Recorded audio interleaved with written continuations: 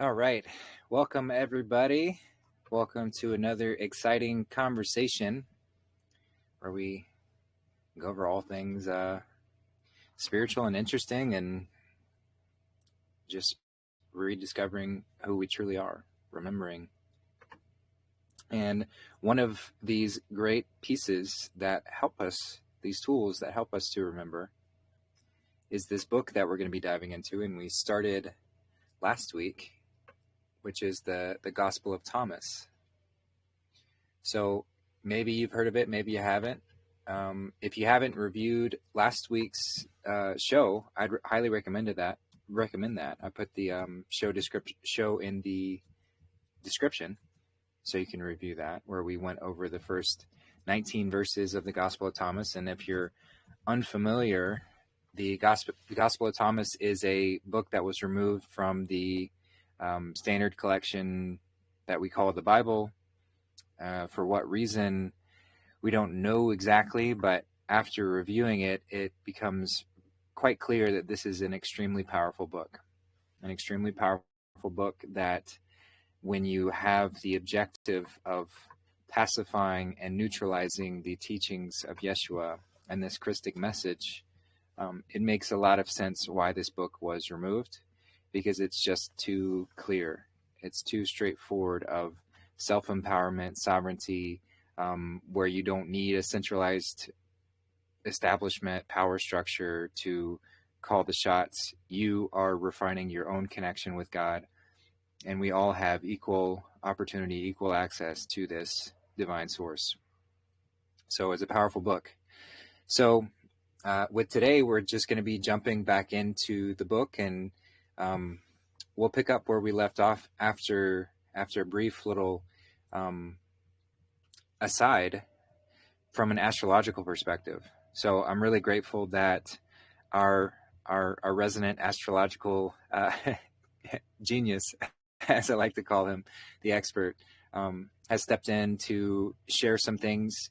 He messaged me saying that he had come to some realizations as he was going through the first few verses and wanted to share. So I thought, what better way than to do it live on the podcast and just go over the verses together. So Tom, I know you got limited time, so I want to make sure we prioritize and just have you take us wherever you'd like to, so we can go over any of the verses that we've already covered, and then we can continue on.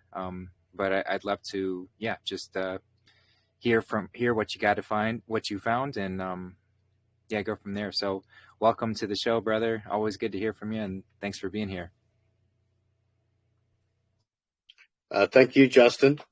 I tried to start my video earlier. Did you guys see that at all, or did that muck things up? Yeah, we saw you. Yeah, okay. I'll see if I can get it going again. Oh, yeah. There we go. All right. Yeah, so you want me to pull up? Yeah. Do you want me to pull up the book to share on screen so we can go through it? I've got it here on my desktop as well, but one of the just a couple of things, I guess. The first thing, Justin, when you were thinking of the man in the sky, the astrological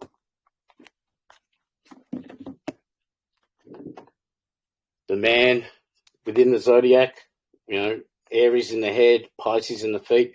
That's Adam Kadmon. Or sometimes called Jacob, the heel catcher as well. So, there's multiple names for him, but that was one of the things I heard on the recording. You guys were trying to remember the name of the man in the sky. So was it verse 9? It was one that really stood out to me. So let's read it out again, hey.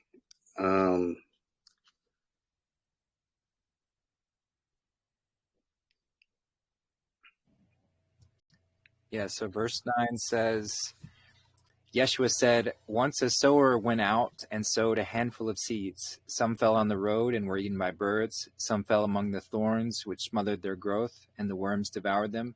Some fell among the rocks and could not take root. Others fell on fertile ground, and their fruits grew up toward heaven. They produced 60 and 120 units per measure.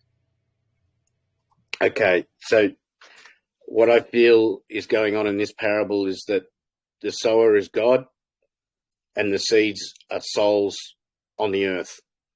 And obviously, you know, it's almost like letting us know that, like, some souls just don't make it because they fall on bad soil, you know.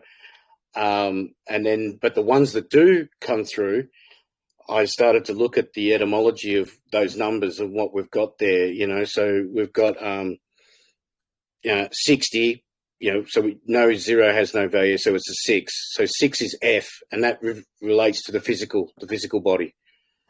And then 120, again, 0 has no value, so it's a 12. And 12 is L, and L is another name for God. And it represents a circle, because 12 is the unit of numbers to complete a circle. And then also there is the the L, the light of God. That's what L, like, that's why L represents God, because it's light and it represents light. So I see that it's like the ones that bring forth the fruits, they're bringing it in the physical light on the earth. You know what I mean? Like, yeah, that was just how I interpreted that one.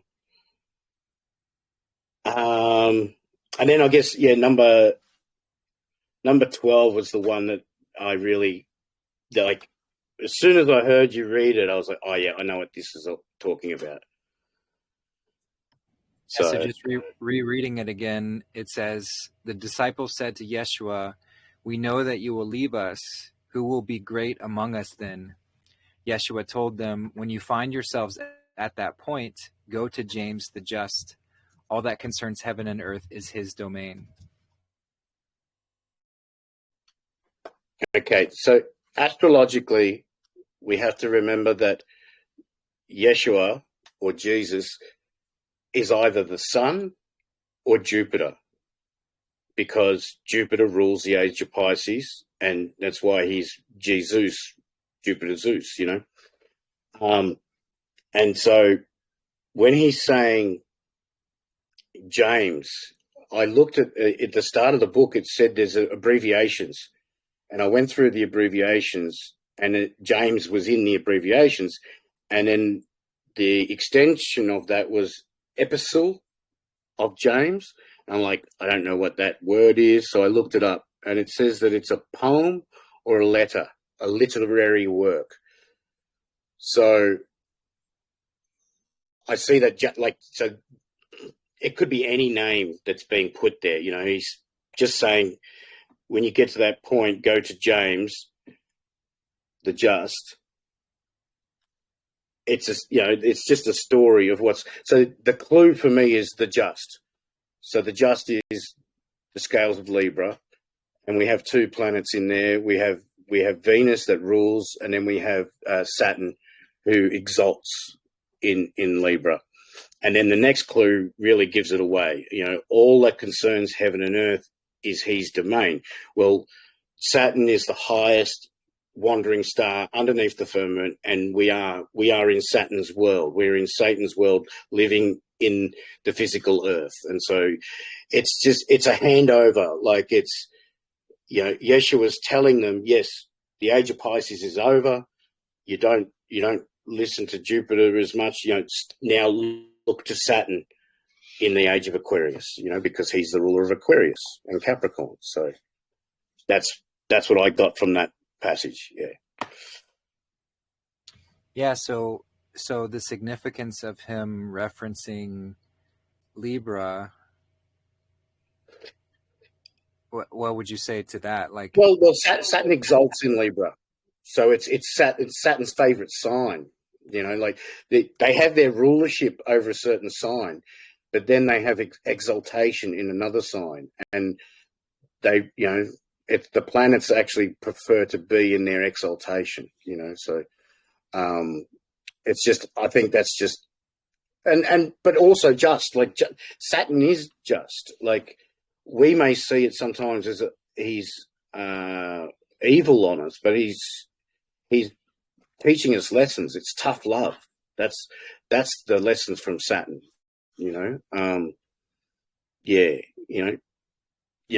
Right. The sun is opposite Saturn in the astrological wheel. When you look at the wheel, the sun rules Leo and the moon rules Cancer, and then opposite in Capricorn and Aquarius, that's where Saturn is. He's the great opposer. He's got to play that role in duality. That's it's not evil. It's just he's just the opposite. That's all. Right, and so then that would seasonally that would be at the time of leaving summer and going into fall. So this. Well, I feel that what Thomas is going, like what's happening here is they are talking about the end of times, like the end of an age. We're preparing to move from one age to another, and that's what he's speaking about.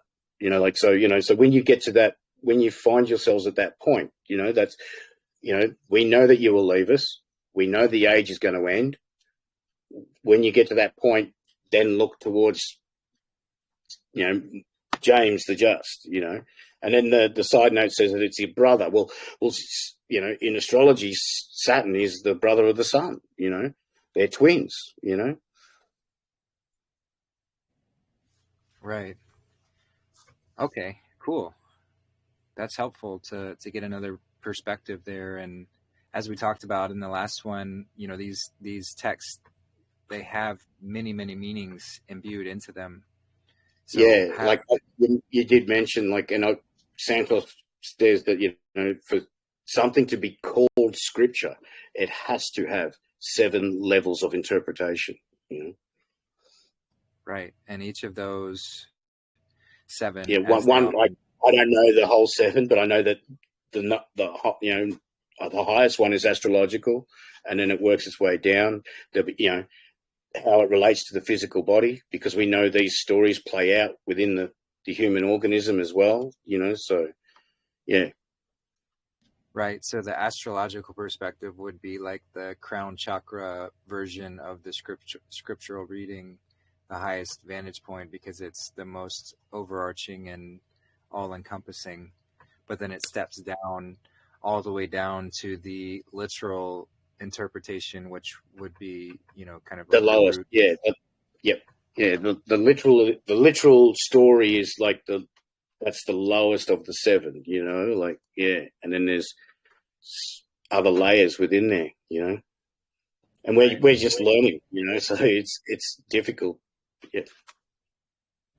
Yeah, it's fascinating. Thanks for that. Were there any other verses that we covered that you wanted to jump to? Let me just have a quick. Those were the most important ones that I wanted to talk about. Number 11, when he says that, the bit towards the end where he's asking, when you were 1, you created 2, but now that you are 2, what will you do? I just can't help but think of the line out of the Johnny Cash song, When the Man Comes Around, where he sings, like, will you drink from that last offered cup or disappear into the potter's ground? Will you raise the chrism oil? Will you drink from the cup, the Holy Grail, or will you disappear into the potter's ground at the end of the age? To me, that's, when you're in the light, when everything has been revealed, what will you do? Will you rise up or will you disappear? And I think that has a lot to do with, like, also how it says, like, the living have, or the dead have no life and the living have no death. It's like, if you're in your lower chakras and you're worried about living and dying, you don't really enjoy life, do you? But when you're alive and you understand that there is no end, then there is no death. Yeah. Yeah, I like that. Yeah, that makes a lot of sense. We're gifted this, the fall from grace really is a gift because we fell out of the singularity into the duality in order to have this experience. But it's like Mm. once you're there, are you going to seize the opportunity or are you going to squander it? Yeah. Yeah. Yeah, good stuff. Any others, or do you want to move to the where we left off? Yeah, I'm happy to hang around for a little while. Yeah. Yeah, yeah. Feel free. Let, Yeah, I mean, let's of read course, you're on. always. Yeah, This when I got a chance to listen to it, I was like Darth said, like this could be the most uh, amazing book there is. Like yeah, true. There's so much depth, but not a lot of complexity, which is uh, awesome because there's a lot of depth you can find in the traditional Bible, but there's a lot of complexity that you have to work around as well. mm. Let's get straight to it. So, continuing off from last time, I believe we finished verse 18, so we're going to go to verse 19. And oh, no, we did verse 19. Yeah, we did verse 19. Um, yeah, curious. Did you see anything else in verse 19? That was um, more of a parable as compared to some of the other verses. Did you see anything in particular about the five trees that we I'm didn't? just reading. I'm reading over it right now, Justin. Yeah, that do not change from summer to winter. So I'll just read it for everyone. Ieshua said, "Blessed is the one who is before existing. If you become my disciples and listen to my words, these stones will serve you. In paradise there are five trees. They do not change from summer to winter. Their leaves do not fall. Whoever knows them will not taste death." I feel that these stones may refer to the pineal and the pituitary gland. Yeah, so if it's referring to that, and it talks And about then, last. Oh, go ahead. Sorry. yeah, and like you said last time, yeah, the five trees are the five embodied chakras.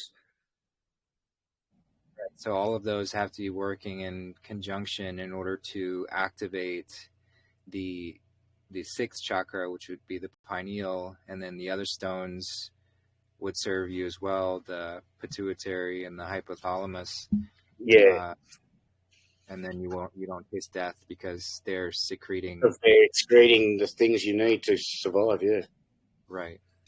Yeah, the stones and the five trees are mentioned often in Gnostic texts, but they're not often explained. So it's been something of quite a bit of a, since there's no explanation or elaboration, there's been a lot of debate as to what they meant. Some people feel that Jesus Christ was trying to say that his teachings were real and that you could build upon them. So stones were something that you would use to build a house or to build a fortress. So stones were very useful back then. Furthermore, you could throw them at your enemies and hurl them. So the teachings of Jesus Christ was both something you could build upon and something that you could defend yourself with. And then with the five trees, I also mentioned that there was like 5 stages to spiritual growth. And I think we mentioned that last time, but there's also, according to ancient Gnostic thinking, there's also 5 types of thought. So the 5 types of mind would be sanity, reason, mindfulness, imagination, and intention. But once again, since the Gnostic texts don't give definitions and don't elaborate, because they were meant to be in conjunction with the secret initiations. So they were reminders for people that had already been previously verbally instructed. So we can't say religiously, and I wouldn't say anything religiously anyway. but we don't want to say that, this one interpretation is correct over others. So I'm interested. Exactly, right. Because there are those 7 levels, Yeah. Yeah. Cool. Well, I think that's a pretty good one there. I'm sure there's a lot more, but we'll move on to verse 20. So just reading it, it says, the disciples asked Ieshua, tell us, what is the kingdom of heaven like? He answered them, it is like a grain of mustard, the tiniest of all seeds. When it falls upon well-plowed ground, it becomes a great tree, where birds of heaven will come to rest. So, of course, you might be familiar with other references to the mustard grain and how that grows into, because that parable, at least from sort of more literal interpretation of it, the small seed grows into a giant tree. So that's representational of the act of faith, and having that tiny seed grow within you to become a strong vehicle for the divine to flow through, to grow into its fullest and greatest potential. So that, of course, is what he's referring to here. But do you guys see anything else that stands out from this passage?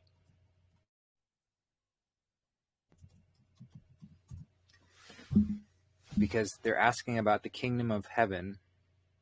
So it's like a grain of mustard. So he's not...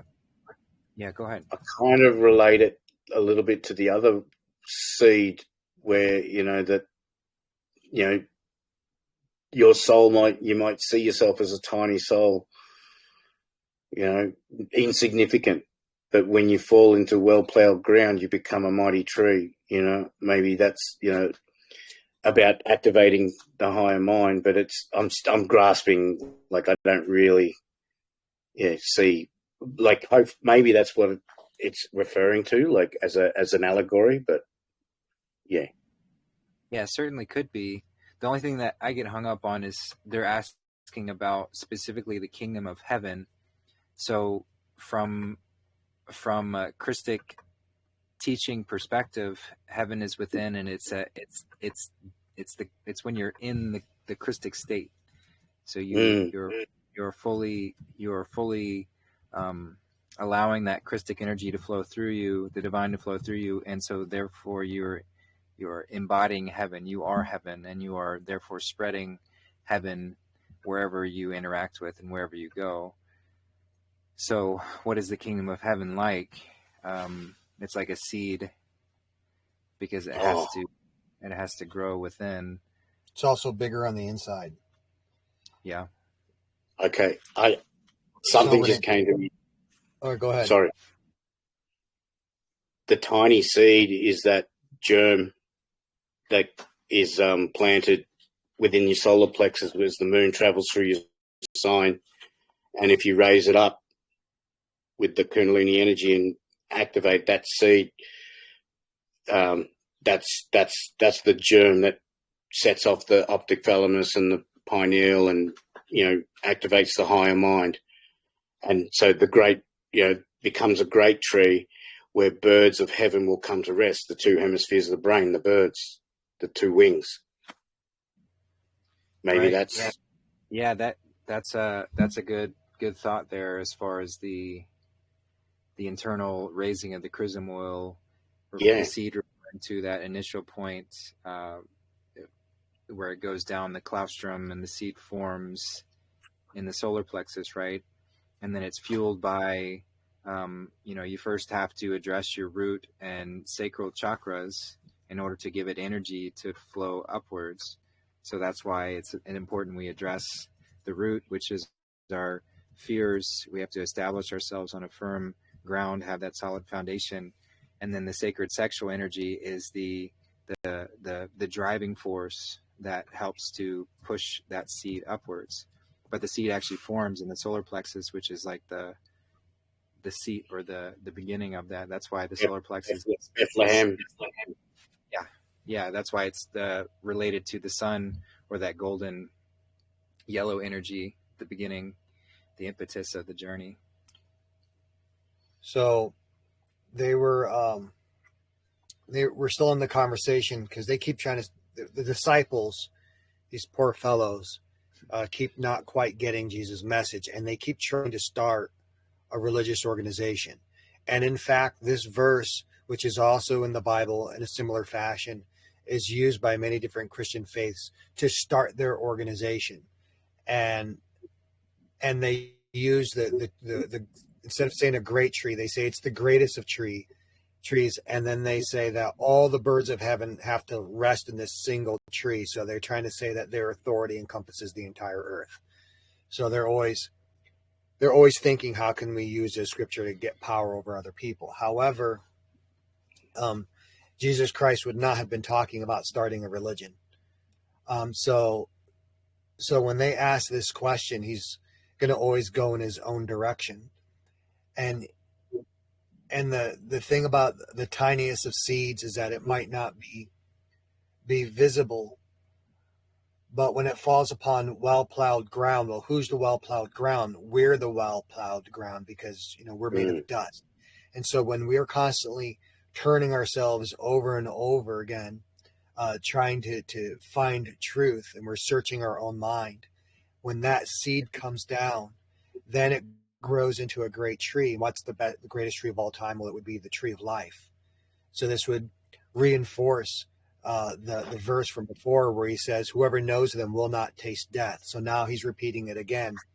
This seed that I'm giving you, this spiritual seed, if it takes root in your mind, once again, you're going to get that tree of life and you won't taste death. Now, in Gnostic thought, the birds of heaven has to do with spiritual insights or messengers, because birds fly in a higher realm. See, we walk on the ground, but they fly in the heavens. So birds are often representative of spiritual liberation or connection to God. So, for example, when Jesus Christ was baptized, there was a symbol coming down out of heaven onto his head. What was it? It was a bird. It was a dove. So Jesus Christ is saying here that if you make your mind fertile ground and you receive that seed, it's going to grow into a great tree that's going to give you life. And furthermore, all of your thoughts are going to be organized. All of these birds flying around in your head, they're going to be able to rest on that tree, and they will be ordered by it. That is beautiful, Dave. Yeah, that's good stuff. All right. Well, I feel pretty complete with that verse. So we'll move on to the next one, verse 21. So Mary asked Ieshua, "What are your disciples like?" He answered, "They are like little children who have gone into a field that does not belong to them. When the owners return and say, 'Give us back our field,' they will remove their clothes, see themselves naked before their owners, and leave the field to them." Let's see if that continues, or if that's the end of it.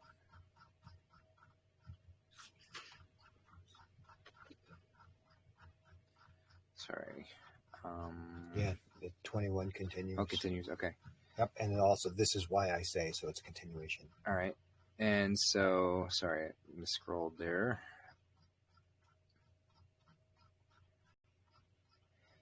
So, continuing, "This is why I say, if the master of the house knows that a thief is coming, he will be vigilant and not allow the thief to break into the house of his kingdom or carry off his goods.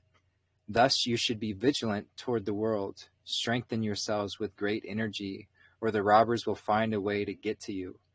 The profit that you are counting on will be found by them. May there be a wise person among you. When the crop is ripe, he comes immediately and harvests it with his sickle. Those who have ears, let them hear." So, This is really good. yeah, there's a lot to unpack. So If the verse finishes with those with ears, let them hear. That there's a lot packed into that, I reckon. Like, it's telling you, hey, look deep at this one, you know, like. Yeah, he's saying, listen up, dumbasses. That's an important thing. Okay, so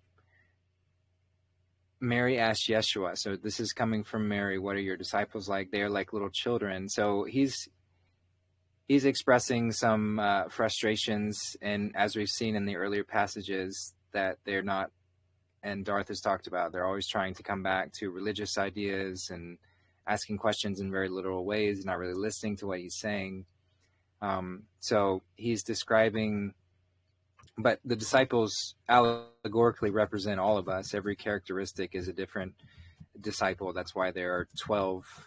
There might not have literally been 12, but they represent the 12 because they represent the 12 zodiac, which are the sort of major archetypes of this creation. So it's good to recognize that, and even the inability to comprehend this, we're all related to this as well, because we're all learning through these different stages. So they're like little children who have gone into a field that does not belong to them. When the owners return and say, give us back our field, they will remove them clothes, see themselves naked before the owners, and leave the field to them. So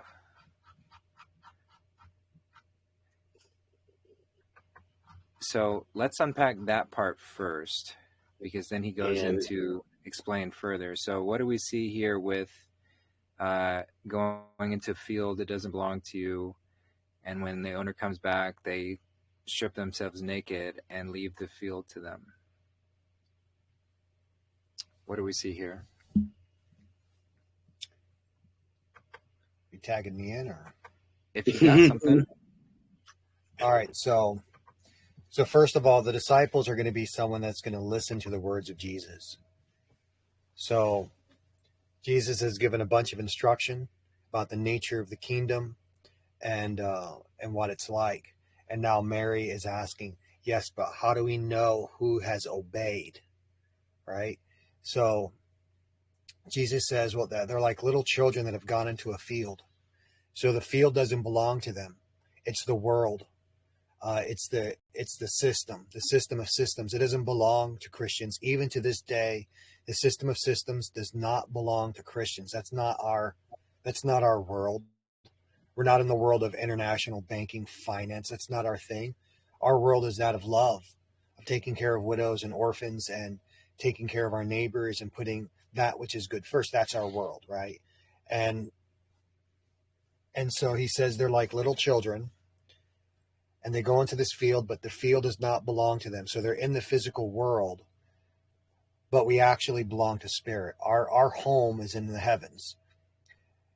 So they're in this field and they're hanging out, and eventually the person that owns down here, he says, give us back this field.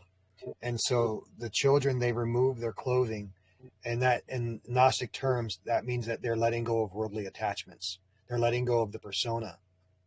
Because what are we really? We're the eternal spirit. We're the eternal observer. So when we come down here, this is not really where we're from, and this is not really our place of residing. We're from heaven, and the ego or the persona is like a clothing that you put on. So sooner or later, the owners of this world down here are going to want it back, and we shouldn't hesitate. You want this realm back? Take it, because we're not from here anyway, and this isn't our place. So shed the persona and go home. And so he was saying that his disciples would be willing to die in order to maintain their integrity. They'd be willing to die to stay with those stones and the 5 trees that he introduced them to, and that his disciples would not be people that would be afraid to live or die for what was good and true, and that we're not really from this place. Yeah, it's like that phrase, being in the world but not of the world, because the world is ultimately, that's why they say that what Satan is the god of the world, right? Because he's the master of all that is physical. Yep, and Satan's the only one. So there's two gods mentioned other than false gods, but there's two genuine gods that are mentioned in the Bible, and one would be the Christ, and then the other one's the Antichrist, or Satan, the devil, the opposer. Right. And that's why he also talked about in Matthew of give that which is Caesar to Caesar.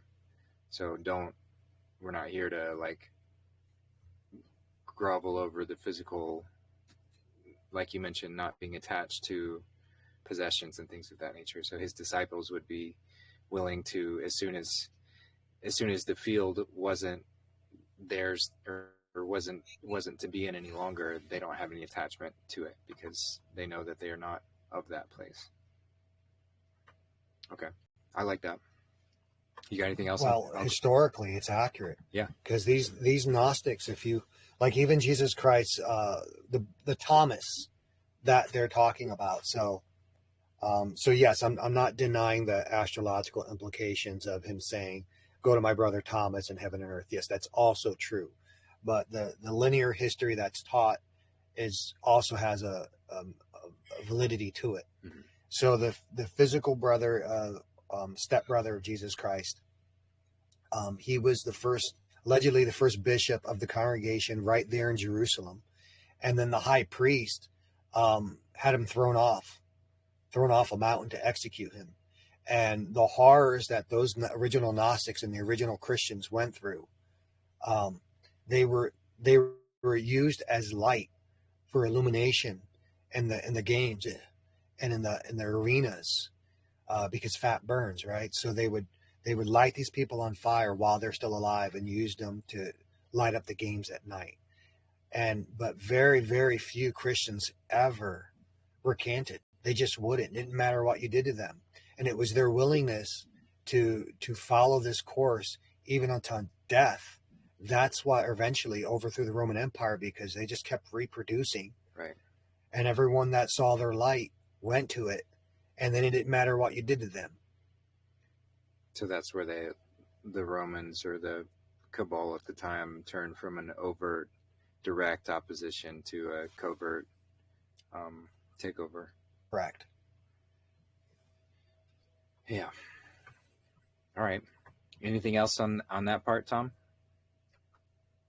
No, I agree with what Darth said there. It's like, the field is the earth, the clothes are like the material possessions, and then when the owners of the so-called owners of the earth come, they're willing to just strip themselves naked because they know who they truly are. Right.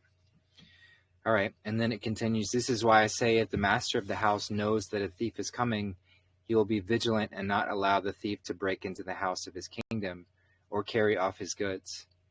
Thus you should be vigilant toward the world. Strengthen yourselves with great energy, or the robbers will find a way to get to you. The profit that you are counting on will be found by them. May there be a wise person among you. When the crop is ripe, he comes immediately and harvests it with his sickle. Those who have ears, let them hear. So if you're just taking this literally, you might be confused at why Jesus talked about how his disciples would give up everything if the field was, taken back by the owner of the field. But this is where it's important to distinguish between the goods he's referring to and the material possessions of the material world.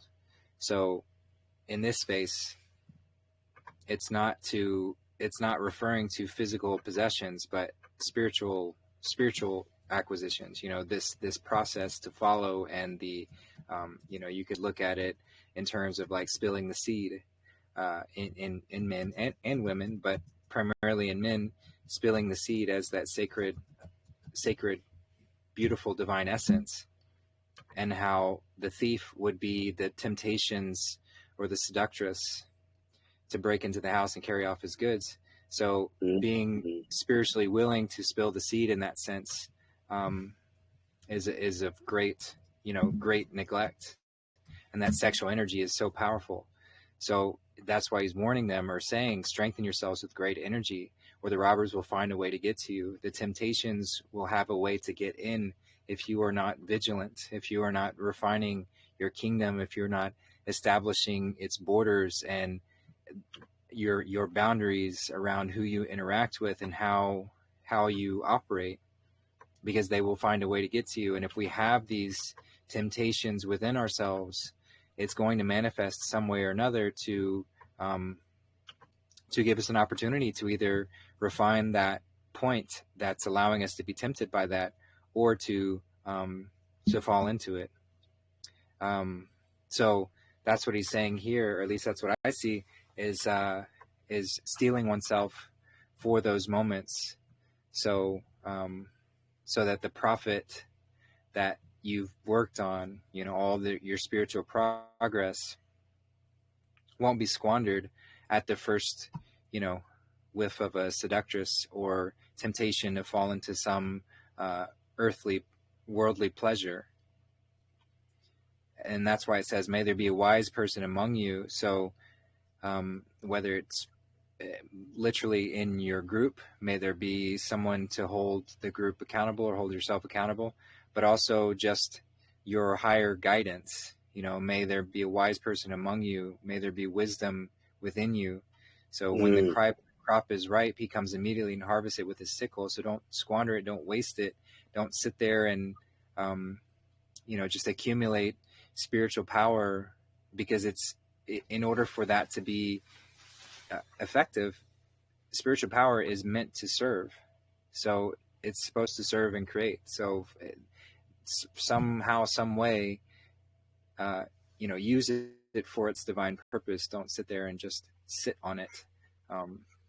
So that's what I'm seeing within these passages. Spiritual power is also acquired in heaven, whereas physical power is acquired here on the earth. So this reminds me of Matthew. I want to say it's Matthew chapter 6. So this is part of the Sermon on the Mount, and it shows the difference between where you would earn your living and where you would search for treasure. So he says, when you fast, do not look somber as the hypocrites do, for they disfigure their faces to show others that they are fasting. Truly, I tell you, they have received their reward in full. But when you fast, put oil on your head and wash your face, so that it will not be obvious to others that you are fasting, but only to your Father who is unseen. And your Father who sees what is done in secret will reward you. So here he's showing the contrast between receiving a reward here on earth or receiving a reward in heaven. And then he reinforces that right there in verse 19. He says, do not store up for yourselves treasures on earth, where moths and vermin destroy, and where thieves break in and steal. But store up for yourselves treasures in heaven, where moths and vermin do not destroy, and where thieves do not break in and steal. For where your treasure is, there your heart will be also. So that reinforces the thought here in the Gospel of Thomas, where he's saying that you should be vigilant toward the world, and that you should build up your treasure and not allow anyone to steal it. So I know in one verse he says that treasure can't be stolen in heaven, but here he's saying that robbers will find a way to get to you. So one of the things that we do is, we build up positive energy, and we build up good attributes, and we build up all these valuable spiritual treasures, and then parasites, robbers, because that's what a robber is. It's a parasite. They'll want to steal our energy, and they'll want to pervert our gifts, and they'll want to divert them for their own uses. And that is in fact what happened, because the teaching of Jesus Christ spread far and wide. And then what happened? The Catholic Church came on the back end, and they stole it all. So somebody wasn't vigilant. And so when that says, when the crop is ripe, he comes immediately and harvests it with his sickle. So there was a point to what Jesus was teaching, but if we didn't apply it quick enough, the enemy could come in and steal it as soon as it ripened, as soon as it could be put to use. Someone came in and took it, and that's exactly what happened. Yep, I like that. Yeah, he did say in the scriptures, he did say that upon his death, that fake shepherds would come in and that they would abuse the flock. So he knew it was coming, but he also knew that that there would be those that would listen, that the message would continue. Yeah. That's why he says, those who have ears, let them hear, because you're going to have to use discernment and listen past the lies, which is what we're doing here today. So the message that we're listening to right now is not common to the modern Western Christianity. This goes contrary to what is, generally taught in any major organized religion. But those that have ears, spiritual ears, let them hear, listen, be wise. Right. Yeah, don't let the pedophiles and pedivores and rapists and all of the, physically, the thieves, don't let them in, but also spiritually, don't let them in. Maintain vigilance. This is not a pacifist Jesus, as is often misinterpreted from the traditional biblical text. This is someone who knew and was very very aware of that kind of stuff. So yeah, if y'all feel complete, we'll move on to the next verse here. So this one says, Ieshua saw some infants being nursed at the breast. He said to his disciples, these nursing infants are like those who enter the kingdom. The disciples asked him, then shall we become as infants to enter into the kingdom? Ieshua answered them, when you make this two into one, when you make the inner like the outer, and the high like the low, when you make male and female into a single one, so that the male is not male and the female is not female, when you have eyes in your eyes, a hand in your hand, a foot in your foot, and an icon in your icon, then you will enter into the kingdom. So, let's see what the little footnote says. So the author uses the word icon, whereas other translations use image. This does not refer to a physical icon, but rather suggests the deeper meaning of image as evoked by the original Greek Coptic term icon. So yeah, we could refer to that as image, if it makes more sense to you. So what do we see here? We've got, first they're asking, he said the children are like those who enter the kingdom. So the children represent the most divine purity. They are the closest to source. So they have a lot to show us as far as that spiritual proximity to the divine. But the disciples ask him, like, are we supposed to become little babies in order to enter the kingdom? And he says, when you make the two into one, inner like the outer, the high like the low. So it's providing multiple ways to examine the duality, right? So what this experience is all about, which is having things seemingly opposite. It provides the spectrum of the experience and gives the range of energy and the interplay between the two. We've talked about before, but the sacred union, the sacred sex, is the perpetual motion of the mother, constantly moving and dancing expending this energy, moving in all sorts of ways, and she's rubbing up against the still stationary, motionless Father. And so the friction between these two seemingly opposite forces, that friction is what allows all life to form, all of creation to form.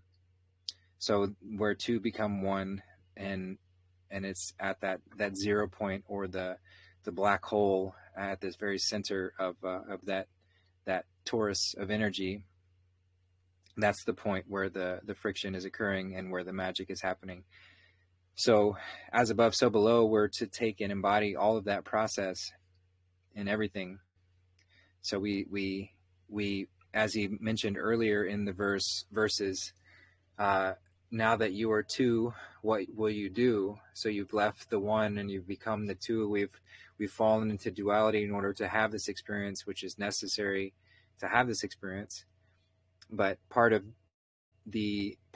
elevating in the experience is to remember and to unionize what has become separate, or at least hold it in that space for as long as we can. It's challenging to do that. So when you make the inner like the outer, so talking about the kingdom of heaven being within, and how we make the inner reality like the outer, and vice versa. So it goes both ways, the high like the low. So the higher chakras like the lower chakras, the male and the female. Did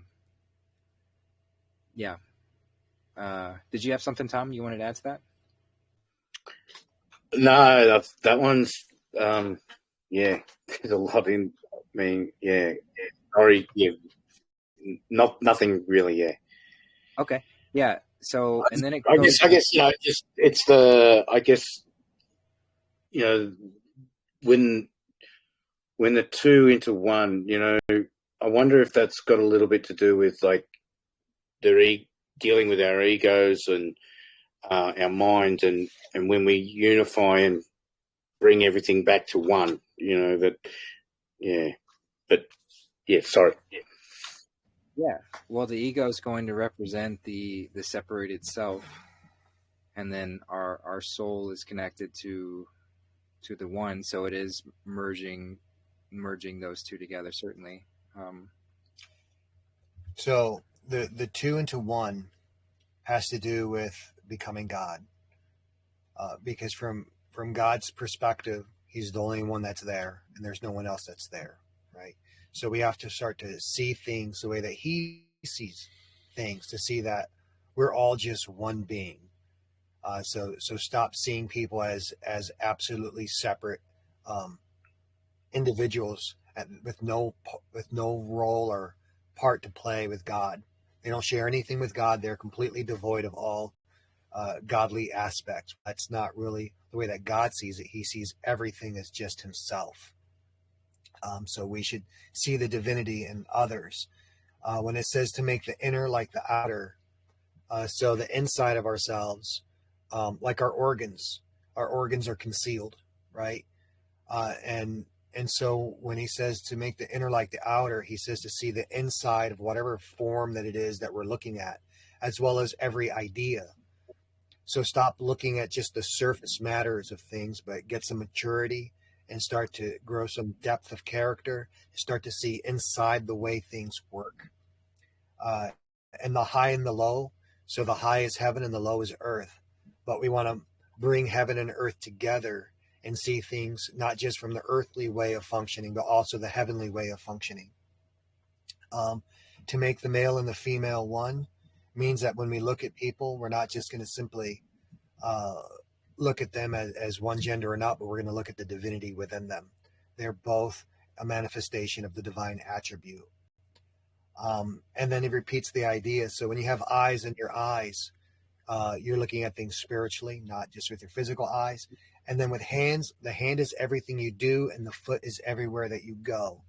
So when we're gonna take action, whether it's to create or to destroy or to let go or grab a hold of it, you have to do the spiritual equivalent as well. So a lot of times we see this where something is torn from our grasp in life, or in the physical, it looks like we physically let go of it, and yet on the inside we're still holding on, right? That person is long dead and gone, and we're still talking about what they did to me, right? Or what I did to them, or this opportunity or that opportunity, or we're still angry. Well, no, if we're going to let go of something with your hands, let go of it with your heart and your mind. Otherwise, it's going to come back, right? Or you're trying to go somewhere with your physical feet and you're working hard, but if you're not spiritually unified and also taking action in that way, well, then you won't successfully get there, or it'll be a lot more painful to get to your destination. So we have to learn to act unified both physically and spiritually. And then the icon and your icon, that just has to do with that our ideals should match up with what's actually in heaven. So we have to make sure that whatever system we're using, see, icons would exist like on a map, right? So we have to make sure that whatever map we're using, whatever morals that we're using, they have to match up to the morals in heaven, because heaven's going to win. So just don't think you can have whatever personal code you want and that you're going to get away with it. Because if your map doesn't match heaven, well, you're lost. Yeah, so essentially everything in this physical experience have a mirrored representation of heaven within that, guiding it essentially. So you're allowing the heavenly guidance to guide our eyes, our hands, our feet, and then our whole being, our whole image, everything that we do, everything that we create. Yeah, because he was saying earlier, happy is he who is before they are, right? And he meant that in one of the previous verses. He was saying happy is someone that comes into this world and already has the spiritual sight, because it's more difficult when you come into this world and you don't have your spiritual sight, and you believe what you see with your eyes, and you believe what you feel with your hands, and you think this place is real, and you think that this place is the primary place of doing things. But we're actually in the kingdom. We're actually in heaven. And everything that we do down here, we're actually doing it up there. And so someone who doesn't have eyes in your eyes, right? They're blind to what it is that they're doing. It's like you're banging away at the keyboard on the computer and you don't know that you're doing it. Well, then you'd be typing all kinds of nonsense, and there'd be all kinds of unintended consequences. And we see that with scientists, right? They developed this new technology based on science, and because they're blind to what they're doing in the spiritual realm, there's all these unintended consequences and side effects. And none of that would have happened if they had done it first in heaven, right? So all of the suffering that happens is because people are violating spiritual principles, and then there's spiritual consequences. But you'd never know that living down here, because down here people think that everything has physical consequences, and they think if you don't see the direct linear physical, cause and effect, then one thing doesn't have anything to do with the other. But that's not true. There are spiritual consequences, big ones, and it's important. But once you have eyes in your eyes, hands in your hands, feet in your feet, and your icons match up, then you enter into the kingdom. Then you don't even see things the same way other people do. You see things that they can't see, and things they see, you don't see it because it's not real to you. You can tell when they're delusional, because you can see you're now in the kingdom. You're on a different level of existence, Right. Literally.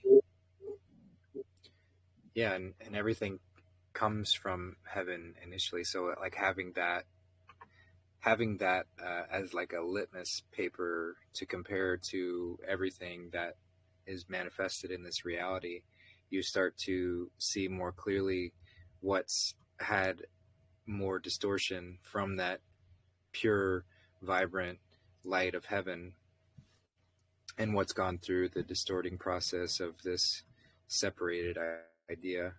And so the goal is to bring everything into that highest vibration, that highest alignment, away from the separated, chaotic reality. Yeah, and one point I wanted to note on the male and female into a single one. So this is just a side note where there's often a misconception that the Baphomet is a evil symbol or something that we should fear, or that evil has it and it's all about the trans agenda and all of that. So it has been distorted, and there has been attempts to make that symbol into an evil symbol and for people to claim such. But really the purity of that symbol is represented in these two lines right here, because God is above the gender separation. And the whole point of this experience is to not to ignore which gender you incarnated into, but to use that as your pathway to find union with the other. So whether that be through a love story, whether that be through working together in any project, in any capacity, it's always best done with the pairings of the two, because there's complementary values within the male and the female form. So it's to find the balance and the union between, not to create trans abominations and things of that nature. Like, it's not about that at all. Right. Well, that's the case we find with every symbol. Every symbol has a light side and a dark side. Yeah. All knowledge can be weaponized, and the Christ and the anti-Christic, they're opposed. So they use the same symbols, but then they use it differently. It's a knife that can cut both ways. Right. And even astrologically, there's 6 masculine signs and there's 6 feminine signs. So they are representing the duality within that as well. And it's not to say, oh, because my sun sign is this, then that's the best sign and I'm ignoring all the others. No, it's to find the balance between the masculine and feminine, between the 12 zodiac and how they show up. So it's all about balancing in all of these ways, and we can split apart conceptually ad infinitum, but the balance point right in the middle is the place that we're aiming for. That's the point to set our guiding directions towards, to balance between whatever direction it seems to be separated. As a side point about making the male and female into one, so the absolute divine is the source of both the male and female attributes, and so what happens is that we've been during the creation process, those two attributes were separated and manifested separately. So we're actually half a being of the whole, with the whole within us. But what happens is that force that separated us, there's an equal force that's trying to reunite us within. And so what happens with the attraction between the genders and the sexes is that physical lust or that physical craving to be one with the opposite gender.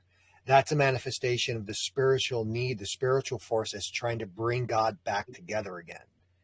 And so this scripture here is a reference to sacred sex. It's a reference toward recognizing that when you see that opposite gender and you feel that attraction to that opposite gender, to understand that what's really happening is that the divinity within you is trying to reunite with itself.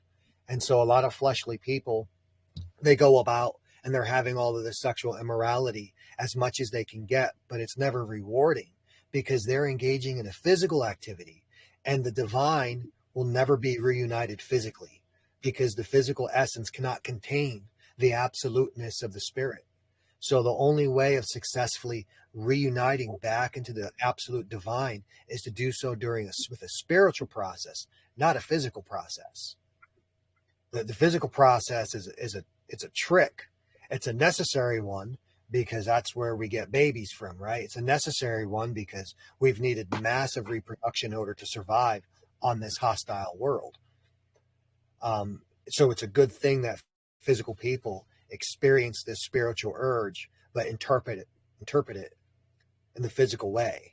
They don't understand where the cause of it is. So someone that has entered into the kingdom and they see things because they have eyes inside their eyes and hands inside their hands. So they understand, oh, male or female, I'm seeing the spiritual principle, the singular spiritual principle that's inside them, and that's what they are.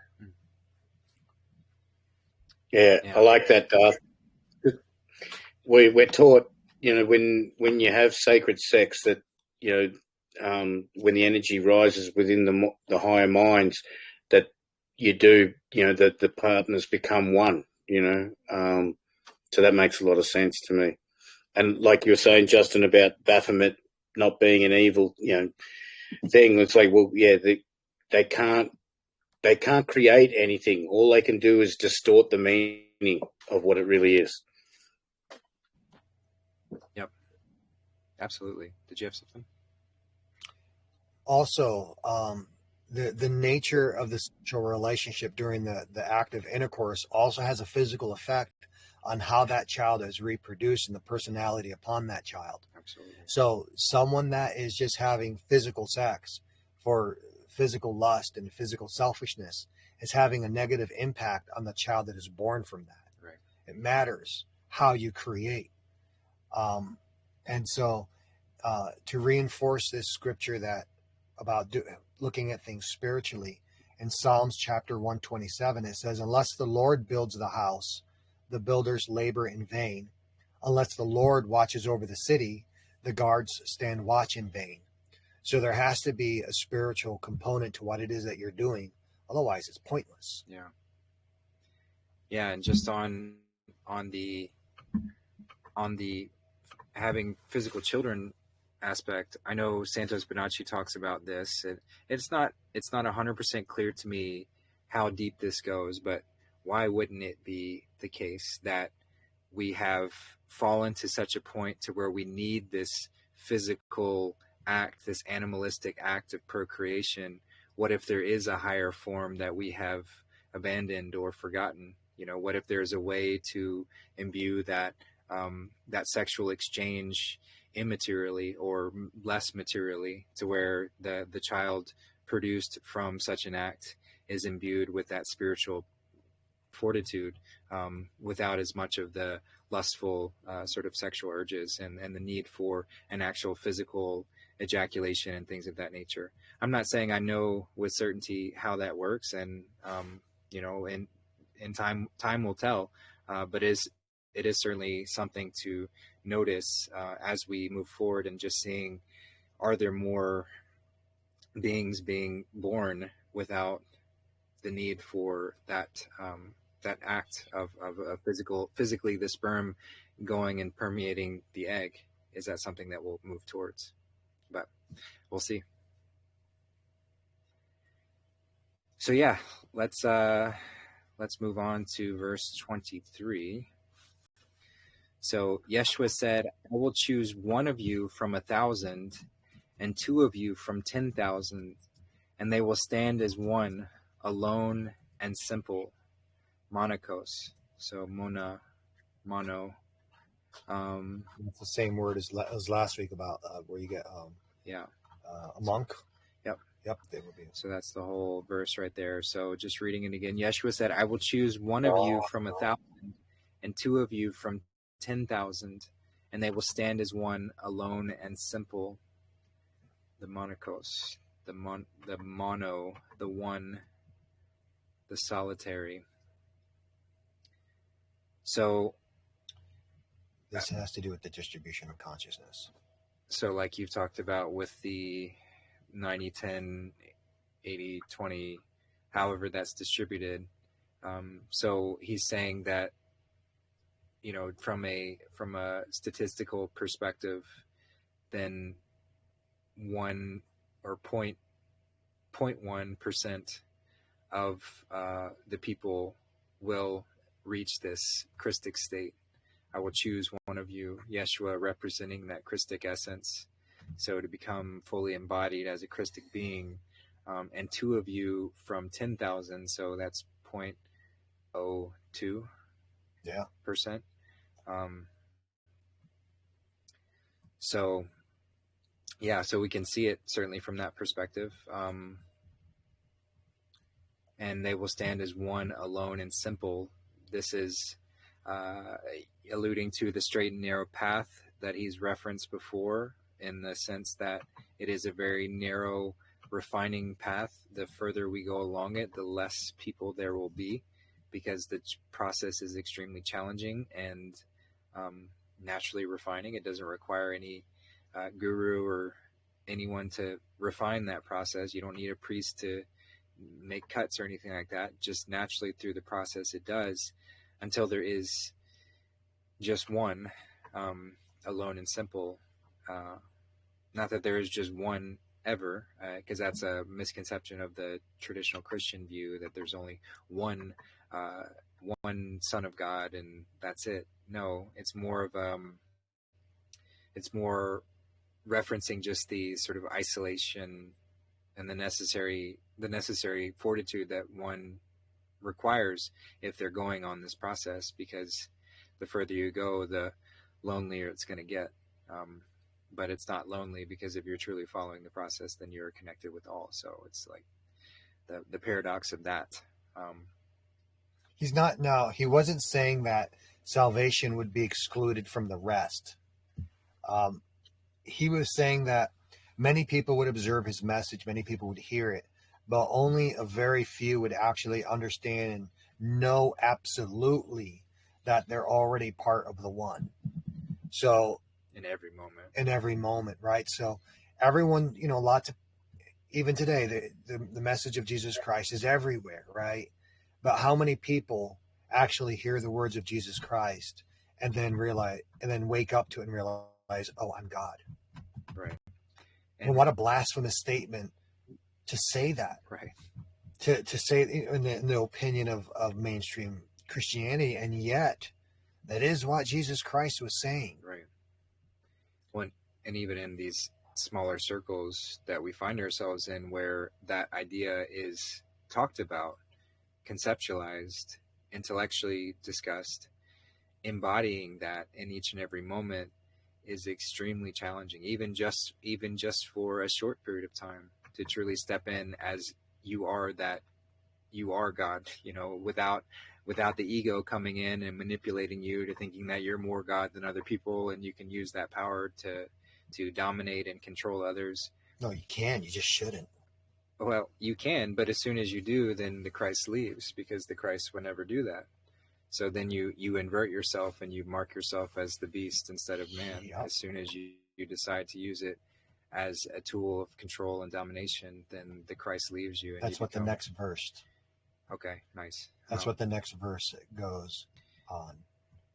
Yeah. So that's the challenge. I'm sure many of you are practicing some form of meditation, whether that's and I say meditation can look like anything really, but whatever you do to find yourself in that space of peace and bliss and connection, even doing that and even having practiced for years and years and years, it's still very challenging to hold that feeling, to hold that sense of connection when life's challenges and tribulations come along. So you can see how even in circles as these, where we discuss conceptually the highest, that idea that you are God is that's like forbidden knowledge. That's forbidden knowledge in all forms of society, because that is the end game for them. That's what breaks all systems. So the fact that we talk about that means that we are in a very isolated group, because that's moving towards that highest value of truth. But even in these circles, who among us can say that we walk as God 100% of the time, truly embodying goodness through every single thought, word and deed. I certainly can't. And I haven't ever met anybody that seems to. So it is certainly rare, and it will become less rare as everything else shifts that direction, but it still is a very refining process. So the ancients, they referred to God as El, right? So then everyone that's associated with El takes that L in their name. So you have elder, right? So who is the most elder-ish in the family would be the oldest person. They've acquired that divinity. But you could be young and be an elder as well if El has chosen you, right? And then you have the elite, right? So why are the elite called the elite? Because they're of El, and so they're godlike, and in which they hold people's lives. The Elohim. Yep, the Elohim. Yep. So the Elohim and the El is very much still alive and well in our modern English language, but people don't understand it. Yeah. The Elohim, the twisting, turning ones.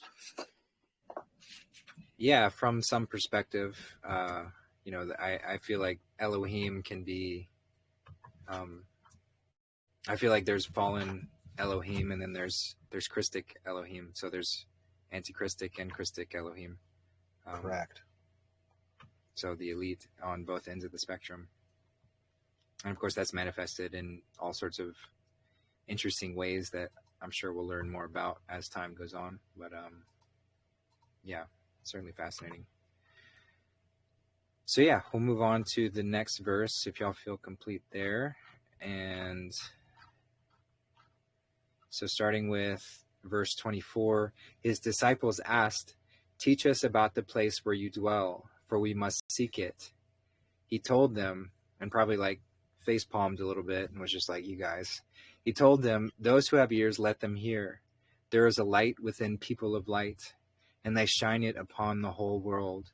If they do not shine it, what darkness?" So this is similar to the verse on the Sermon on the Mount where he says, "If thine eye be single, thy whole body will be full of light. If thine eye be dark, oh, how great will be that darkness," or something similar to that. So he's sort of, and he talks a lot about being the light of the world. You have oil in your lamp. We're here to illuminate oneself. That is the Christic oil. It's the fuel to allow that light to shine, the optic thalamus to illuminate, which literally means the light of the world. So he's like, they ask him about a physical location, or like they're still acting like heaven is a place that you go to. And he doesn't even really answer the question. He's just like, there's a light and you're supposed to shine it.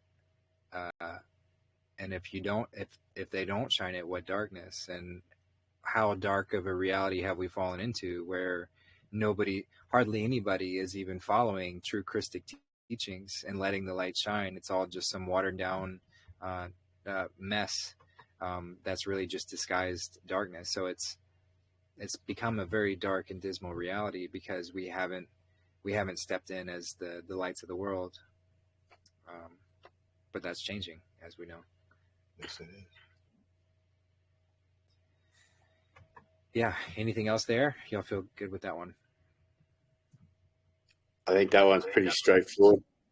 Yeah. All right. So verse 25, Ieshua said, "Love your brother and sister as your soul. Protect them as you do the pupil of your eye." So this is just another simple way to sort of repeat what he's talked about earlier, where the two become one. You don't recognize division or separation in this reality because separation is not inherent. Connection is inherent. Separation is the experience. So you love your brother and sister as your soul because they are. There is no difference between your brother and your sister and you, aside from, the character and the story, and all of that's just for fun. It's exciting. It's much more exciting if there were an infinite number of Justin Carpenters out there interacting with each other, and everybody knew what everybody was thinking and was doing. Like, that would get old really quick. It would get old really fast. So And that's not even a fully unionized experience, because I would still be pretending to be separate versions of me.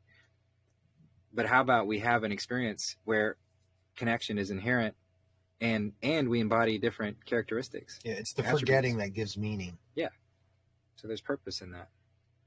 But don't lose that connection. Don't fall into this idea that separation is absolute. So protect your brother and sister as you do the pupil of your eye, because we're much more, he's using that reference because we can relate to how much we protect our physical body. You know, if something's flying at our head or flying at our eyes, you're going to move. You're going to stop it. You're going to stop whatever is going to harm your body, or at least most sane people would. So love your brother and sister as if they were an extension of you. So if they are in harm's way, then do act as if you are in harm's way and do what you can to stop it. So that's a pretty simple verse, but a good emphasis on that. So yeah, we'll move on from there. And then verse 26, Ieshua said, "You see the sliver in your brother's eye, but you do not see the log in your own eye. When you remove the log from your eye, then you will see clearly enough to remove the sliver from your brother's eye." So he's referenced this in other gospels, and it's pretty straightforward. Focus on your own shit before you start trying to help other people or judge other people, because if you haven't, then whatever you're trying to help with is going to be quite skewed and distorted, because your frame of reference isn't right. And it's like what Darth talked about in the show we did on the religious agenda, and how we have to establish a Christic reference point. We have to establish ourselves as the Christ.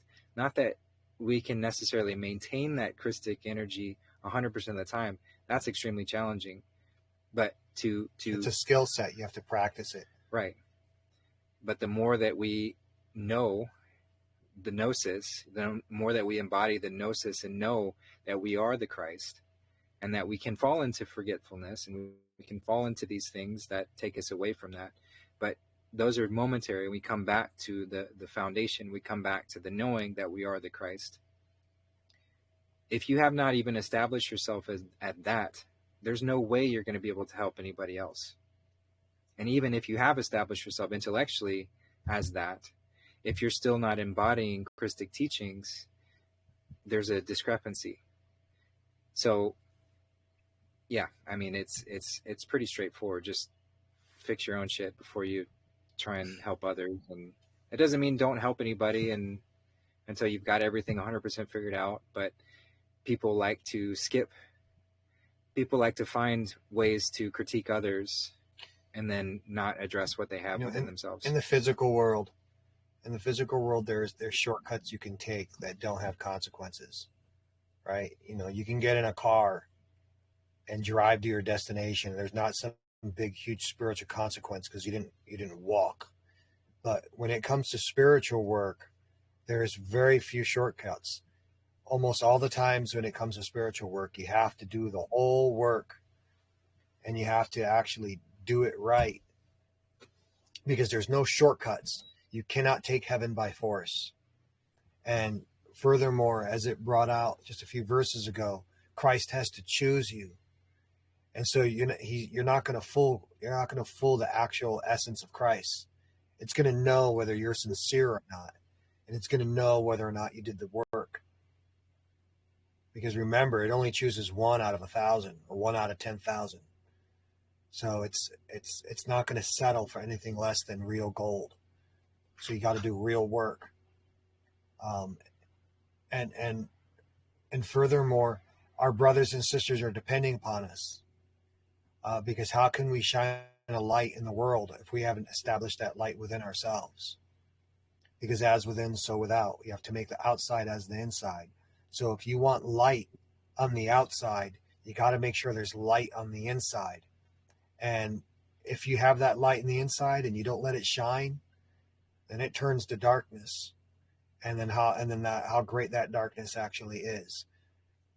And so there's a similar saying all it takes for evil to arise is for good men to do nothing. And if they didn't do anything, how good were they really, right? So,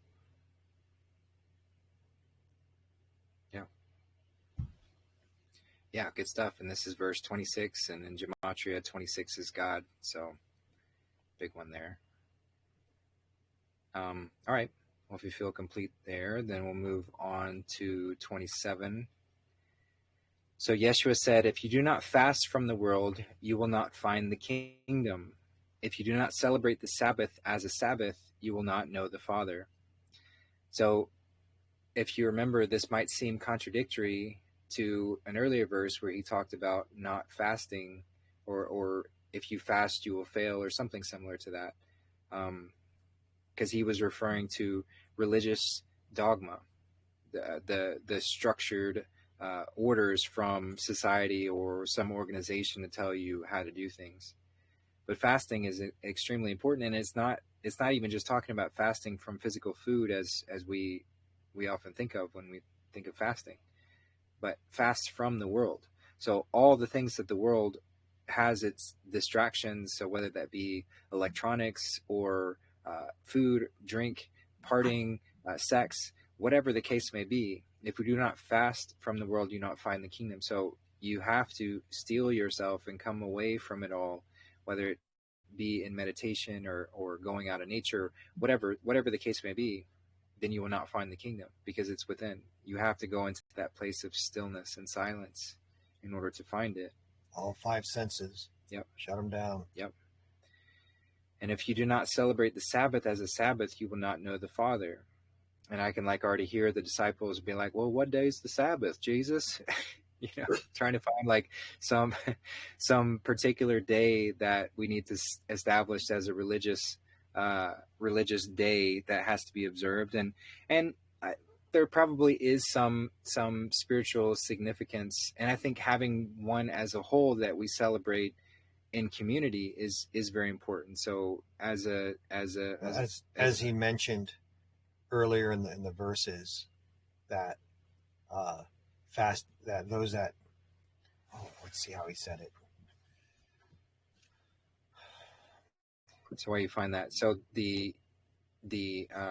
so I'm sure we will figure out a day, and there some people say the Sabbath is on Saturday, and then that was changed to Sunday, and so there likely was some power with Saturday, and it makes sense, being Saturn Day, Saturn the seventh, the highest, as a day of review or rest. So it makes total sense to have a day of rest or a Sabbath on the seventh day. Here you go. Go ahead. All right, so verse 6, his disciples questioned him, should we fast? How should we pray? How should we give alms? What rules of diet should we follow? And Ieshua just said, stop lying. So that's going to apply to what day do we fast on? Okay, is it better Saturday? Is it better Sunday? Should we do it on Tuesday? And the Christ within says, stop lying. Pick a day, fast on that day, make that day your Sabbath. It's the symbol, the icon. Remember, the icon here on earth has to match the icon in heaven. So that's the whole point of a Sabbath. See, there are people that keep the Sabbath, but they don't keep the point of it. They don't know why they're doing it. Why are we doing it? Because we're so busy. 6 days of the week we have, and we give towards survival. 6 days of the week we keep toward putting food on the table, but we need to take at least one day out of that 7. And that one day just should be for spiritual things. But there are those that they're going to take that one day of the week and they're just going to do their tradition. They're going to take the one day of the week and they're just going to collapse in exhaustion and be on their phone all day. Well, that's not the point. The point is to fast from the senses so that you can look within, find the light within, find the energy within, unify with the Christ within. That's the whole point of the Sabbath. He doesn't really care what day you do it on. I mean, some might be better than others. You might not be able to do it the same day of the week. It's hard for me. My schedule is chaos. It's hard for me to do things the same way every week. So when I get a chance, that moment, that's my Sabbath. If I get 5 minutes, on one day and I don't get it on the other. The day that I get it, that's my Sabbath. But what do?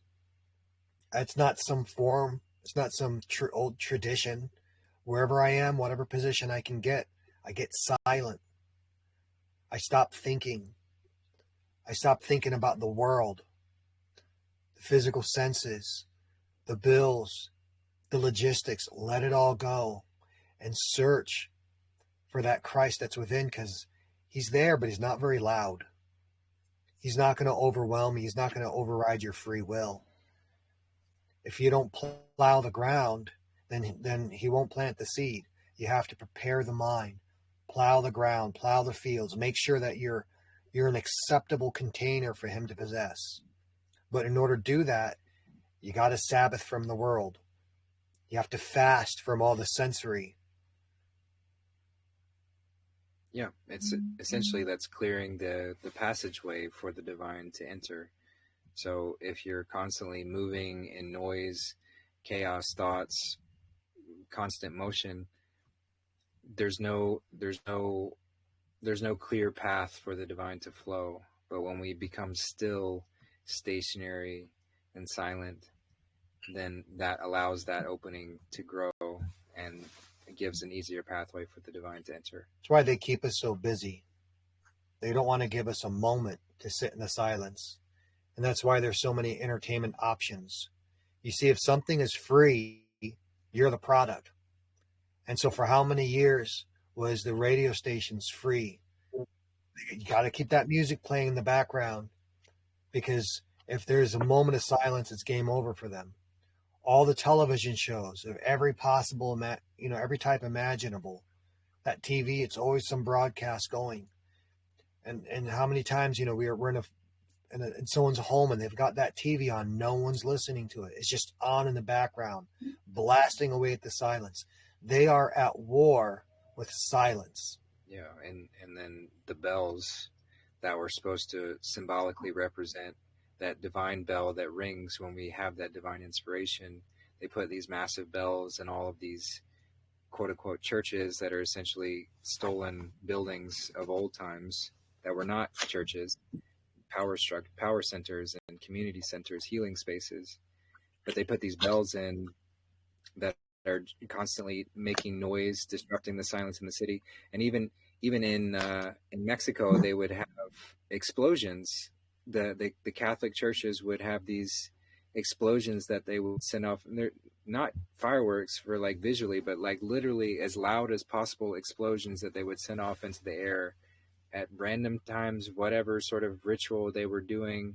And it was the most disruptive, distracting, annoying thing that you can imagine. It was quite terrifying for dogs, not knowing what it was. Kali hated that. So just more pointing to the war against silence and stillness by consistently having these distractions, even in these quote unquote religions that pretended to listen to the words of teachings of Jesus Christ, but they certainly do not. So yeah, it's a lot. What I've learned with following Santos and his astrology teachings and stuff, I see the Sabbath is connected to Saturn Day, and then Saturn is also seen as the father or the stepfather, because he's the controlling frequency of within the Taurus field, within the firmament. And Saturn's frequency is what brings atoms together so that physical form can actually exist. And so we know that there is a higher consciousness that is our true father, but he's seen as the stepfather, and Santos explains it as like that, because once the sun sets, then it's going into the realm of Saturn, and that's Set can be Seth, and so it's Joseph, the stepfather. So yeah, just a little astrological tidbit. Yeah, that's good stuff. Thank you for that. All right, we'll move into verse 28. Ieshua said, I stood in the midst of the world and revealed myself to them in the flesh. I found them all intoxicated. Not one of them was thirsty, and my soul grieved for the children of humanity. For they are blind in their hearts. They do not see. They come naked into the world, and naked they will leave it. At this time they are intoxicated. When they have vomited their wine, they will return to themselves. So, yeah, I'm sure it was disheartening at times to look out there, just as we've all had those feelings to see people we love continue to hurt themselves or fall into these wicked ways, or to allow the wickedness to continue going unabated. So not one of them was thirsty. So nobody was seeking or asking or reaching out for the Christ to rekindle for spiritual truth. Yeah. And because of that, he's limited. The Christ is very limited if we don't ask for it. You know, if we don't do that part of the process, then that barrier is too great. Free will is absolute, so there won't be any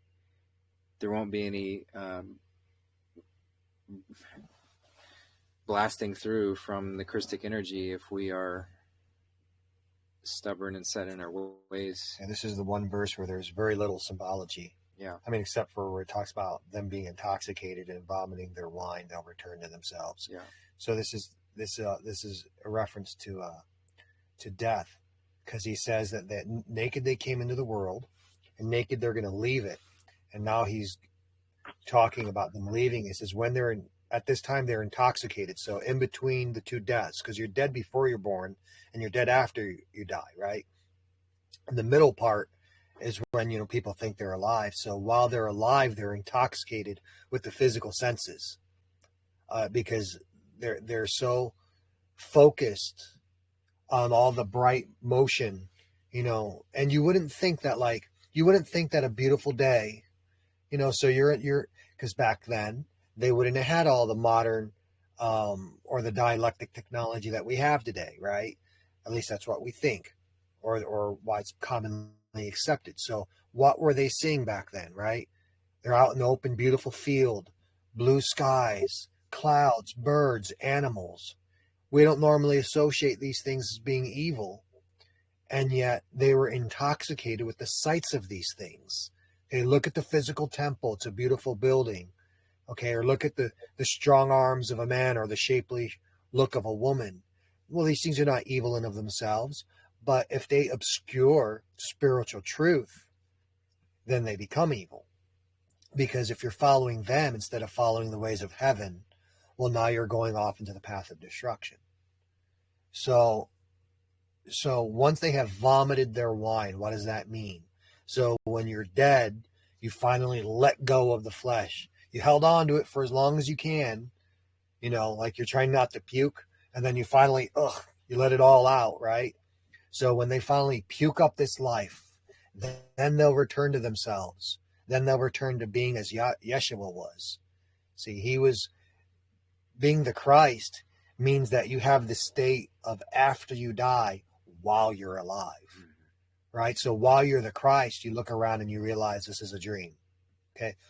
When you're the Christ, even though you're in the flesh, you don't associate yourself with the flesh, okay? When you're the Christ, even though you have a persona that other people recognize you as, you don't identify yourself with the persona. You identify yourself with the divine essence on the other side of the veil, okay? So I am not the things that I have done. I'm not the things that have been done to me. I am not my name. I am not the day I was born on. I am not in this location.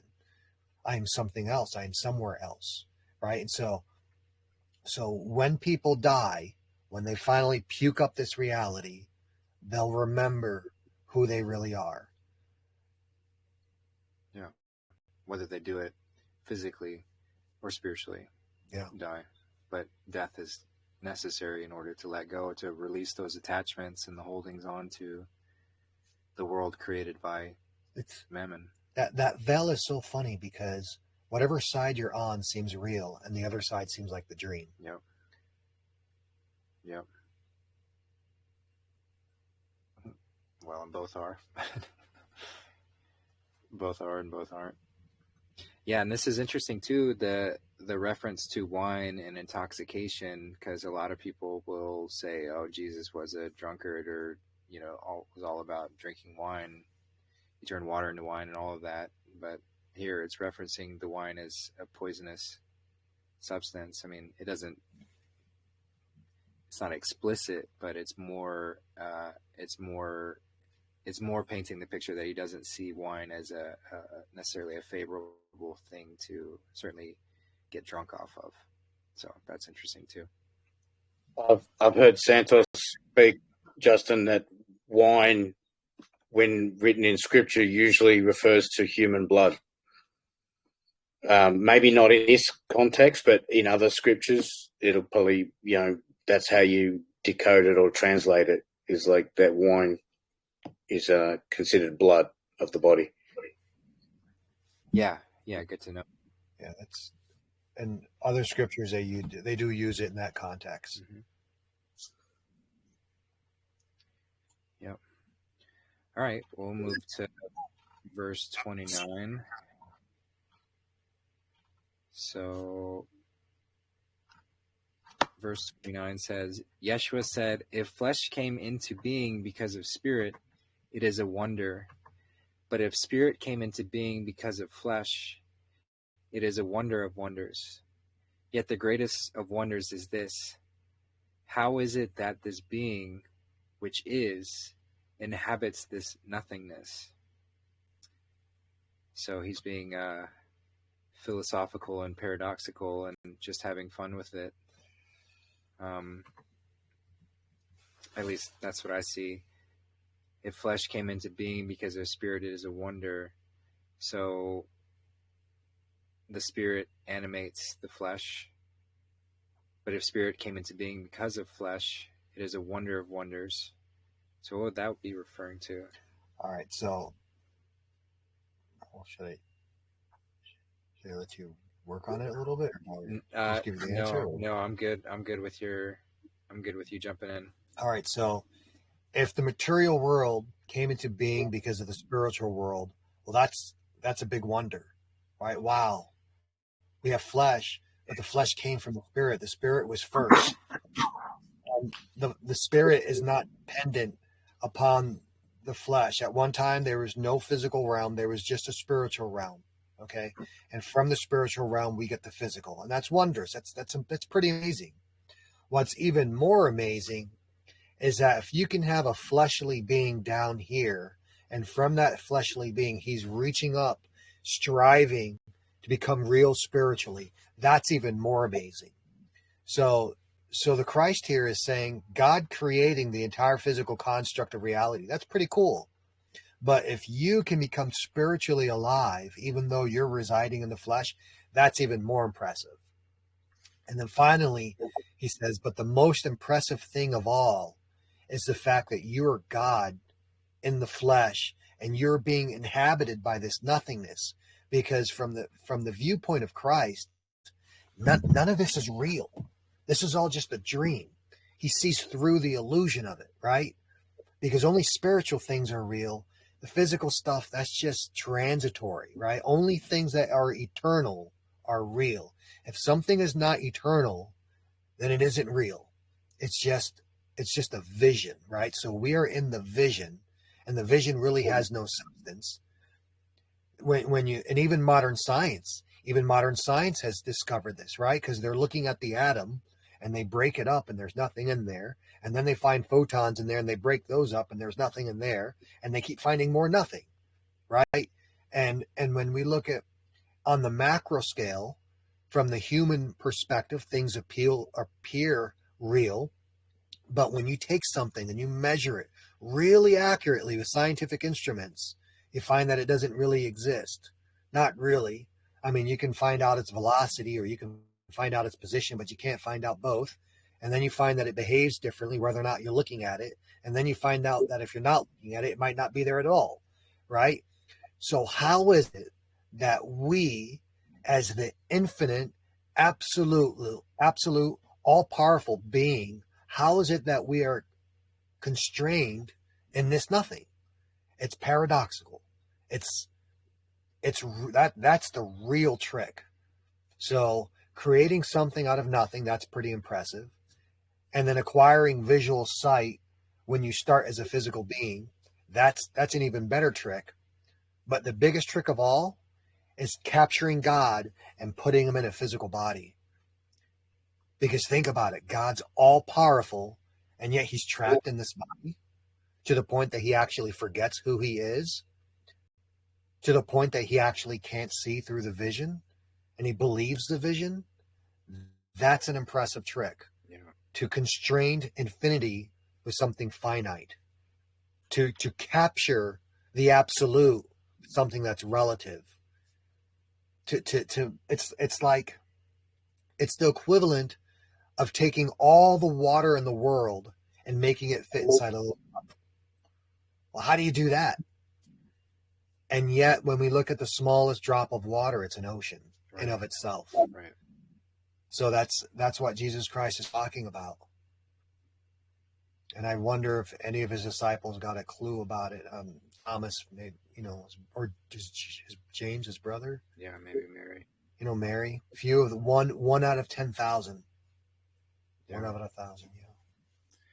Yeah. Yeah. Well said. I like that. I'm going to have to get going, Justin. All right, brother. So thanks for having me on. And thanks for being here. Yeah. It's been a pleasure. Thank you. Yeah, really appreciate your perspective. If y'all haven't, check out Tom's channel, All Is a Tom. So ALLISATOM. He's got a great channel, lots of great stuff. So appreciate you, brother. Thanks for your insight. And hope you come back for more. I'll listen to the recording and see if anything comes up. All right, brother. Take care. Have a good one. See you guys. God bless. Bless yourself. Yeah, right? Exactly. All right, so moving on to verse 30. Ieshua said, "Where there are 3 gods, they are gods. Where there are 2 or 1, I am with them." Where there are 3 gods, they are gods. Where there are 2 or 1, I am with them.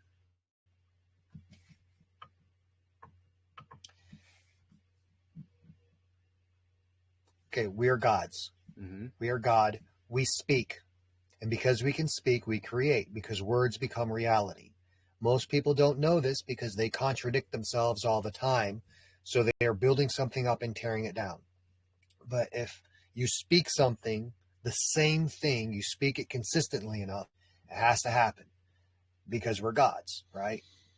So where there are people, there are gods, right? Many gods. But are they Christ, right?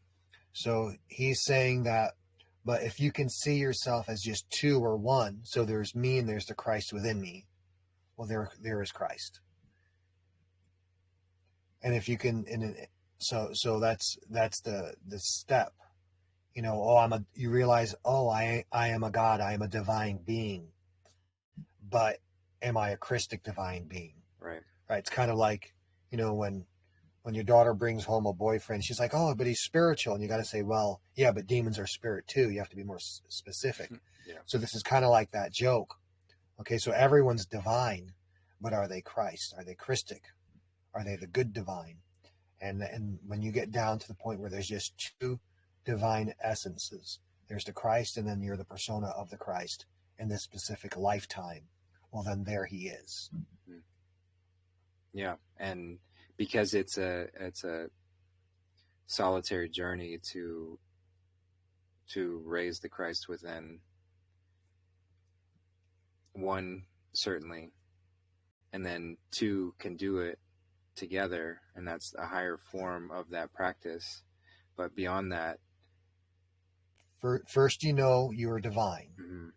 Then you walk with Christ. then you become the Christ. And that's the progression. Right. And then you find a partner who also is the Christ. Right? Yep.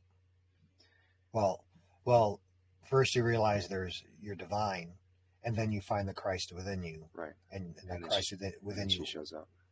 The Christ within you walks with you. And then if you continue doing the work, then you become completely compatible with the Christ, and then the Christ, can fully step into your persona. Right. So it's like he's trying to become you from within you. So how closely can, or how thoroughly can you consent toward being completely animated by the Christ? Mm. How thoroughly can you yield? Right. So everyone has some sort of divine light within them. So there's lots of people that are, but how many can get to the point where the Christ is actually with them, and then how many can actually become the Christ? Right. It's a lonely road. Yeah. Yeah, that makes sense. All right. Well, I think we'll do just one more verse. So we'll end with 31. And while we talk about that one, we'll move to a open discussion for a little bit before we close out. So if anybody has any questions or things they want to discuss before we wrap up today, now would be a great time to raise your hand in the chat. So reading verse 31, it says, Ieshua said, "No one is a prophet in his own village. No one is a physician in his own home." No one is a prophet in his own village. No one is a physician in his own home. So this might be pointing to that in order to really step onto this journey, we have to leave. We have to go on the spiritual journey, both within and without. So if we're always in our same space, in our village or our home, then we can't truly step in as our activated self. Is that what you see here? Yes. So there's the dualistic explanation of it. So that's one of the explanations. The other one is that your own family and your own neighbors, because becoming the Christ is part of a maturation process for most of us, right? Now, he said, if you're born already being Christic in nature, that's great, but for most of us, the system, the world interfered with that process, right? So we were born in a Christic state, and then we get all messed up from life, okay? And then eventually we start to take control of our maturation process, and we start striving toward the inner light, right? And so what happens is that the people around you, they know you from before you started your ascension process. They know you. They know all your mistakes. They know all of your embarrassments. They know all of your shortcomings. And so they're not going to accept you. They can't see you as the Christic being that you are. And so this is mirrored in the traditional scriptures, where Jesus grew up in a place called Capernaum. And so they all knew him as a child there. Okay. And so when he went back to Capernaum, they did not accept him as the Christ. They said, "Hey, this is the carpenter's son," right? And they were going to throw him off a cliff because they didn't accept him. And even when he went back there again, even after having developed a massive reputation as a miracle worker and having developed a massive professional reputation as a teacher, he went back there and he was amazed at their lack of faith. And because of their lack of faith, he wasn't really able to perform so many miracles there. He was able to heal one or two people, and then he had to leave. So yeah, he had to leave, which is what you were saying. So even the original Christ couldn't be really that much of a Christ in his own hometown because no one exercised faith. Right. Yeah, that makes sense. Cool. Well, I think this is a good time to wrap up the reading today. I want to yeah, we've still got a lot to cover, but I don't want to go too fast through these. So I will just pass it off and see if anybody wants to jump in with anything. Got any questions on what we've covered, or So we're 31 of 114. Mm-hmm. Yep. It's a lot of meat in this book. Yeah, there's a lot to discuss. Terrible thing to say. Well, if we were referring back to meta or substance, then it doesn't have to be flesh. They changed that one for meat to mean flesh. But yeah. So I don't see any hands raised or anyone who wants to chime in. So we can certainly just go ahead and wrap up today. If there's nobody else, did you have any closing comments or things you wanted to add before? No, this is a thoroughly enjoyable experience. Yeah. I'm very grateful for this experience. Yeah, me too. And I see all the names there that are there. So thank you for just being there with us and listening. Yeah. And sharing your energy and your vibration with this. Yeah, we really appreciate you guys. And so I'll go and wrap this one up and look at all the gods. Yeah, right. We've got a bunch of gods listening in on Telegram. That's bunch you. Of divine Christic beings. Yep. They're the 1 out of the thousands. Yep. The 1 out of 10,000s. Yep. So we'll continue with this next week. Well, yeah, I'll let everybody know, but most likely next week we'll continue. And we've got the Quest Ion tomorrow for an open discussion. If anyone's got anything else, we can talk about this, what we've discussed here then too. Mm-hmm. So yeah, I hope everyone has a wonderful rest of your day, evening, wherever you are. Thanks for being here, and we love you guys so very much. Take care, everyone.